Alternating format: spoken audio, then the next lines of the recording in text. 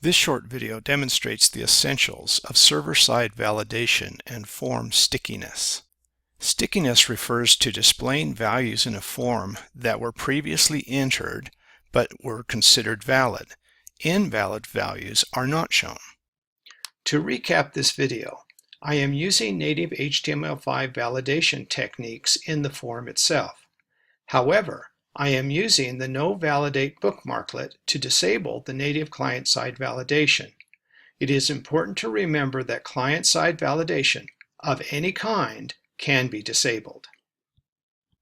As a result, on the server side, I have duplicated my validation in several ways. First, when collecting data from the browser, I am filtering it and sanitizing the incoming data to remove HTML tag markup. 2. I have created two custom functions. The first to validate an email address, and the second to check the password to meet my requirements. I am then checking the variables that they have values that are valid. If the values are not valid, an error message is set and the web view is included into the scope of the controller. If an error is returned, the form's PHP code checks if the variable exists with a value and displays it in the input's value attribute.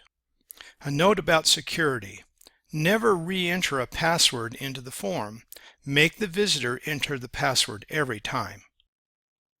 When I submit the form, after clicking the noValidate tool, the client-side checks are ignored and the data is sent to the controller, where my server-side checks take place.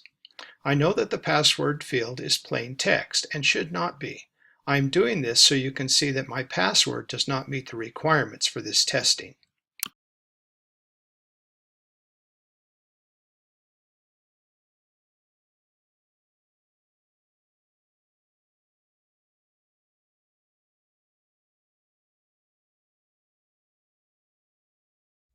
If data is valid, but not all inputs are valid, the form is returned and the valid data is displayed in the form, while invalid inputs are blank.